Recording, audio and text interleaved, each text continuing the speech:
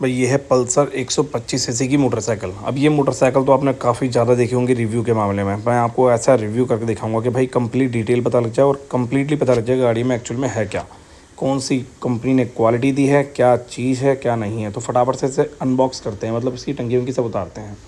तो ये देखो, मैं इसकी सर्विस कर रहा था अपनी वर्कशॉप के अंदर। तो मेरी वर्कशॉप में मैंने सोचा इस गाड़ी की पूरी डिटेल बताई जाए, क्योंकि बिल्कुल ब्रांड न्यू बाइक है। ये कस्टमर मेरे पास आया है सर्विस कराने के लिए। अब सर्विस कराने आया तो कॉमन सी बात है भाई, गाड़ी की पूरी डिटेल समझना, वो भी वीडियो के अंदर। ये आपको मेरा काम है बताना, तो मैं आपको इस वीडियो में कंप्लीट डिटेल दे दूंगा कि भाई क्या क्या होता है, किस तरीके से होता है। सबसे पहले हम आगे के सस्पेंशन से बात करते हैं। देखो भाई, 150 सीसी की पल्सर और ये 125 सीसी की पल्सर, दोनों का ही सस्पेंशन लगभग सेम है। दोनों में ही टेलीस्कोपिक शॉकर मिल जाते हैं, दोनों में ही डिस्क ब्रेक मिल जाती है और दोनों में ही डिजिटल मीटर मिल जाता है। और दोनों में जो मरगाट होता है प्लास्टिक का वो भी मिल जाता है। ये जो लॉक आप देख रहे हो, ये लॉक अलग से लगाया हुआ है, ये लॉक आपको नहीं मिलेगा जब आप बाइक परचेस करने जाओगे। तो ये लॉक आप अलग से परचेस कर सकते हो। ये व्हील लॉक था जो भी देखा आपने। इसकी लोबर्टी अपॉर्टी सब सेम है, ठीक है। अब बात करते हैं इलेक्ट्रिकल में, थोड़ा सा पीछे की तरफ। ये है इसके अंदर HT कॉयल। HT कॉयल का मतलब होता है हाई टेंशन कॉयल।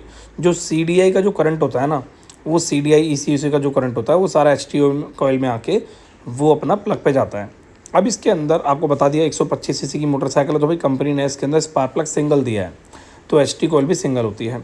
जितनी भी मोटरसाइकिल होती हैं जिसमें HT कॉयल डबल होती है वो होती हैं डुअल स्पार्क प्लग। मतलब अगर आपकी गाड़ी में डबल स्पार्क प्लग है, 2 स्पार्क प्लग हैं, तो उसमें HT कॉयल 2 दी जाती है।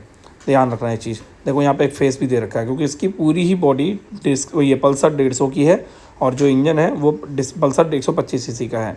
अगर इसके इंजन की बिल्ड क्वालिटी की बात की जाए तो इंजन की बिल्ड क्वालिटी थोड़ी सी लो में आ जाती है एज़ कम्पेयर टू 150 सीसी की पल्सर। ये है इसका इंजेक्टर और ये पूरी कंप्लीट इसकी थ्रोटल बॉडी है। अब ये जो थ्रोटल बॉडी आप देख रहे हो, ये पूरी ही थ्रोटल बॉडी सेंसर लेस है, मतलब एक तरीके से सेंसर से भरी पड़ी है। अगर आपकी गाड़ी में कोई प्रॉब्लम आ रही है तो थ्रोटल बॉडी को आप निकाल के उसे सही कर सकते हो। हम इसकी सर्विस के दौरान थ्रोटल बॉडी बाहर निकालने वाले हैं और डिटेल में समझने वाले हैं। यह है इसका फ़िल्टर बॉक्स। अगर मैं इसके फ़िल्टर बॉक्स की बात करूं और पल्सर 150 के फ़िल्टर बॉक्स की बात करूं तो वो लगभग सेम ही है। देखा जाए तो हल्का फुल्का डिफरेंस आता है बट सेम है, ठीक है। अगर मैं ECU की बात करूं तो ECU बिल्कुल अलग हो जाता है। आप सोचो कि यार नहीं इसका जो ECU है निकाल के 150 में डाल दूँ, 150 का इसमें डाल दूँ, पिकअप बढ़ जाएगा, तो ऐसा नहीं होता है। वो सपोर्ट ही नहीं करेगा और आपकी गाड़ी में हो सकता है करंट ही ना आए अगर आप जुगाड़ तुगाड़ से लगा पी तो। और अगर आ भी जाएगा करंट तो हो सकता है मिसिंग की परेशानी है, पावर की परेशानी है, पिकअप की परेशानी है, परफॉर्मेंस की परेशानी है, या हो सकता है स्टार्टिंग की परेशानी है। तो ये सारी ही परेशानी आपको देखने को मिल सकती हैं। उसके अलावा अगर हम थोड़ा सा और आगे की तरफ हटें तो ये आपको पूरा कंप्लीट सस्पेंशन मैंने बता ही दिया है। और अगर बात की जाए डिस्क ब्रेक की, तो ये इसमें जो डिस्क ब्रेक दे रखी है ये कम्प्लीटली डिस्क ब्रेक IBS की टेक्नोलॉजी में है, मतलब इंटीग्रेटेड ब्रेकिंग सिस्टम। इसके अंदर अलग से एक वायर दे रखी है, जो वायर पीछे वाली व्हील से कनेक्ट है। जब आप पीछे वाले व्हील को ब्रेक को लगाओगे तो आगे की ब्रेक लगेगी। इससे ये होगा कि आपकी गाड़ी के एक्सीडेंट होने के चांस, स्लिप होने के चांस बहुत कम हो जाएंगे, क्योंकि जैसे ही आप ब्रेक का इस्तेमाल कर रहे हो तो पीछे की ब्रेक से आगे का इस्तेमाल होगा। इसका मतलब आपकी गाड़ी के व्हील स्किड नहीं होंगे और आपकी गाड़ी में प्रॉब्लम नहीं आएगी स्किड होने की, गिरने की, जो भी समस्या होती है इस साइड से। जैसे कि अब देख रहे हो मैं व्हील पीछे का घुमा के ब्रेक दबा रहा हूँ ना, तो पीछे का व्हील तो खुद मतलब रुक ही रहा है, बट ये जो डिस्क ब्रेक का आगे का पैनल है ये भी रुक रहा है। तो ये कहीं ना कहीं एक बहुत अच्छी बात है। बाकी उसके अलावा अगर बात की जाए इसकी और चीज़ों की, तो और चीज़ों के बारे में समझ लेते हैं। वैसे अगर बात की जाए प्राइस की, तो प्राइस भी लगभग देखा जाए तो ज़्यादा ही डिफरेंस नहीं आता, मतलब आधे से ज़्यादा का डिफरेंस नहीं आता, 1/3 1/4 हिस्से का डिफरेंस आता, ज़्यादा नहीं आता। अगर बात की जाए शॉकर की, तो इसमें जो शॉकर मिलेंगे और पल्सर 150 में जो शॉकर मिलेंगे लगभग सिमिलर ही मिलेंगे, बस थोड़ा बहुत आपको क्वालिटी का और थोड़ा बहुत आपको हैवीनेस का फ़र्क नज़र आ सकता है। इसमें भी आपको गैस के शॉकर मिलते हैं जिसको बोलते हैं बैलून शॉकर। इंडोरेंस कंपनी इन शॉकर को मैन्युफैक्चर करके देती है बजाज को, और बजाज कंपनी इसको अपनी मोटरसाइकिल में फिट कर लेती है। तो ये आपने देखा होगा शॉकर इंडोरेंस लिखा होता है उसमें, तो ये वही है। शॉकर की बात तो भाई बहुत ज़्यादा हो गई है। बात करते हैं रियर ब्रेक शू की। इसके जो रियर ब्रेक शू देख रहे हो ये बहुत ज़्यादा ख़राब हो गए हैं। इस ब्रेक शू को भी चेंज करने की ज़रूरत है, क्योंकि इसकी जो एडजस्टमेंट है काफ़ी ज़्यादा पीछे की तरफ हो गई है। ये जो एडजस्टमेंट होती है ये यहाँ होती है, इस साइड की तरफ हल्का सा यहाँ इधर के आसपास होगी।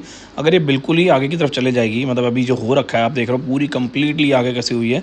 जब ब्रेक लूज़ हो जाती है तो उस ब्रेक को टाइट किया जाता है इस नट के ज़रिए, और धीरे धीरे धीरे करके ये पूरा कंप्लीट नट टाइट हो जाता है और उसकी वजह से ब्रेक शू इसके ख़राब हो जाते हैं। अब यही हो रखा है इसके अंदर, इसके जो केम है कम्प्लीटली एकदम आगे की तरफ है, लास्ट मूवमेंट पर है, तो इस सिचुएशन में इसके ब्रेक्स चेंज होंगे। अगर बात की जाए थ्रॉटल बॉडी की इस आसपास के एरिया की, तो ये है हमारी गाड़ी की बैंजो। ये थ्रॉटल बॉडी की बैंजो है। इस थ्रॉटल बॉडी की बैंजो के अंदर एक रिंग लगी होगी, आपको दिखाई दे रही होगी। अब ये देखो, मैं आपको एक इंटरेस्टिंग बात बताऊँ जो बहुत ज़्यादा ज़रूरी है। थ्रॉटल बॉडी की वजह से गाड़ी में मिसिंग की परेशानी आती है, ये सभी को पता है, पर मैं आपको बता दूँ थ्रॉटल बॉडी भी एक बहुत ज़्यादा बड़ा पार्ट नहीं होता। सबसे बड़ा पार्ट होता है बैंजो। ये जो बैंजो आप देख रहे हो, ये इंजन की कनेक्टिविटी से थ्रॉटल बॉडी की कनेक्टिविटी होती है। अगर इस बैंजो के अंदर जो छोटी सी रिंग दिख रही है, 2 या 3 रुपये की रिंग आती है, अगर ये रिंग ख़राब हो जाएगी, इस रिंग को के चटक जाएगी या ऐसा कुछ होगा कि जिस वजह से रिंग कट जाए, तो उस सिचुएशन में आपकी मोटरसाइकिल में थ्रॉटल बॉडी चाहे कितनी भी अच्छी कंडीशन में हो, चाहे इंजन कितना भी कंडीशन अच्छी हो, ये गाड़ी मिसिंग करेगी, स्टार्टिंग की प्रॉब्लम करेगी। और सबसे बड़ी बात, ये गाड़ी पिकअप नहीं देगी, दग दग दग दग ऐसे करके मिसिंग करेगी, बहुत ज़्यादा मिसिंग करेगी। तो ये जो प्लास्टिक की बैंजो है, इसका बहुत ज़्यादा ध्यान रखना है। जब भी इसको आप बाहर निकाल रहे हो या अंदर लगा रहे हो, फिट कर रहे हो, तो इसकी जो ओरिंग होती है, ये लगाते समय, ये निकालते समय कट ना जाए। फिट मतलब होता है ना, जैसे कि कट जाती है या फिर हल्का सा छिल जाती है, तो वो सब चीज़ें ना हो। और सबसे इंपॉर्टेंट बात, इस थ्रॉटल बॉडी को या फिर बैंजो को पेट्रोल से वॉश नहीं करना है। काफ़ी सारे मेरे भाई हैं, मेरे मित्र हैं, मेरे सब्सक्राइबर हैं और काफ़ी सारे मेरे मैकेनिक भाई हैं जो इस थ्रॉटल बॉडी को पेट्रोल से वॉश करते हैं। तो मैं बता दूं, पेट्रोल से वॉश करने से आपकी इस गाड़ी के सेंसर में ओरिंग लगी होती है रबड़ की, जो रबड़ की ओरिंग पेट्रोल की वजह से फूल जाती है और वो सही तरीके से काम नहीं करती। और कुछ टाइम बाद आपकी मोटरसाइकिल में जो सेंसर लगे होते हैं थ्रॉटल बॉडी के अंदर, वो सेंसर के कपलर लूज़ होने लग जाते हैं, जिसकी वजह से हमारे को स्टार्टिंग की, मिसिंग की, माइलेज की प्रॉब्लम देखने को मिलती है। तो ये नई गाड़ी है, इसमें ऐसा नहीं है, बस ये थ्रॉटल बॉडी बहुत ज़्यादा गंदी हो गई थी, इस वजह से हम इसको क्लीन कर रहे हैं और सही तरीके से फिट कर रहे हैं। जब भी थ्रॉटल बॉडी सही तरीके से फिट करनी है, खोलनी है या फिर साफ़ करनी है, तो उस सिचुएशन में आपको टैपेट जरूर चेक करना है। टैपेट लूज है तो टाइट कर दें।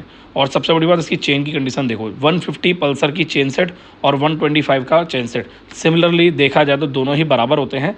अगर बात की जाए इसके दोनों पीछे और आगे के सस्पेंशन की, सिमिलर, एकदम सिमिलर होते हैं, हल्का फुल्का उसमें फ़र्क आता है। अगर बात की जाए बैटरी कंपार्टमेंट की, तो बैटरी कंपार्टमेंट बिल्कुल सेम डिट्टो, एकदम ऐसा ही लगता है आपको देखने में जैसा पल्सर 150 का होता है, पल्सर 125 भी वैसी ही होती है। अगर बात की जाए इसके सेल्फ के रिले की, तो ये देखो, ये सेल्फ का रिले है। ये सेल्फ का रिले सेम आपको पल्सर 150 में भी मिलेगा, पल्सर 180 में भी मिलेगा और सबसे बड़ी बात, पल्सर 220 सीसी में भी मिलेगा। और ये देखो, ये 125 सीसी पल्सर में भी है। तो कहीं ना कहीं देखा जाए तो काफ़ी सारी चीज़ें जो है पल्सर 125 के अंदर पल्सर 150 वाली देखने को मिल जाती हैं। अगर आपको ये छोटी सी वीडियो इन्फॉर्मेशन लगी है इसके अंदर, तो हमारे चैनल को सब्सक्राइब कर देना और आगे नई वीडियो के साथ हमारा वेट करना। मिलते हैं नेक्स्ट टाइम।